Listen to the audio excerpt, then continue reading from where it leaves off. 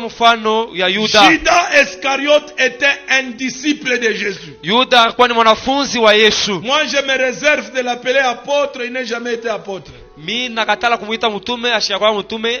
Il est disciple, il était un élève auprès de Jésus.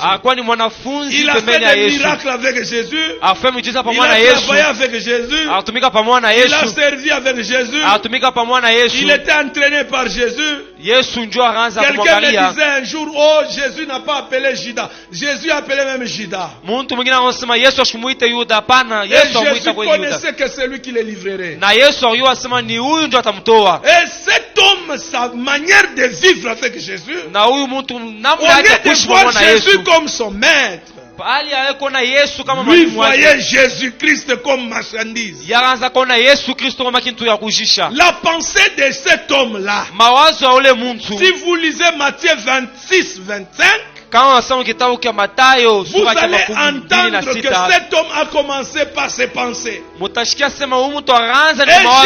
a même découvert que l'un de vous c'est un démon. Et Jésus connaissait lire les pensées comme il lit nos pensées. Il a lu les pensées de son disciple. Il a dit, l'un de vous va me livrer. Les pensées étaient là. Judas avait ses pensées. Écoutez, il est sorti devant les principaux sacrificateurs. Il a sorti les paroles. S'il n'avait pas ses pensées, ses paroles ne devaient pas sortir. Il a fait sortir ses pensées. Qu'est-ce que vous me donnerez que je vous le donne? Il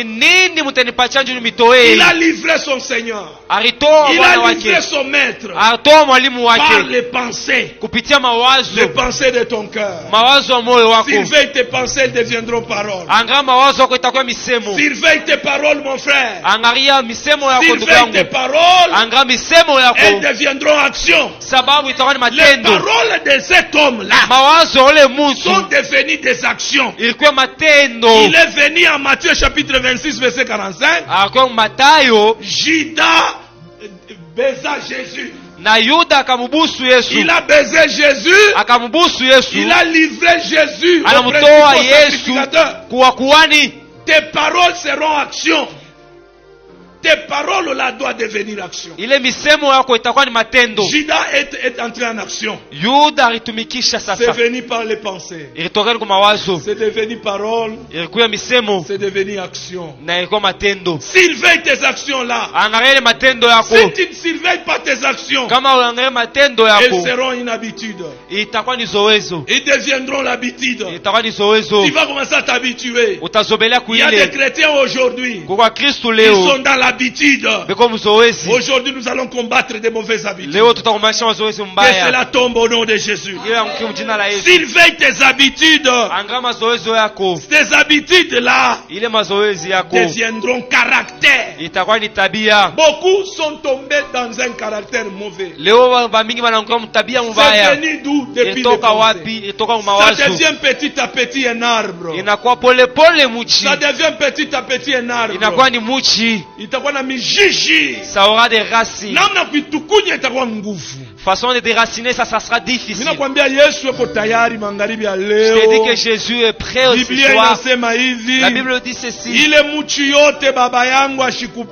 Tout arbre que mon père n'a pas planté sera déraciné dans le nom de Jésus. Tout arbre que mon père n'a pas planté sera déraciné. Surveille ton habitude. Parce que ça devient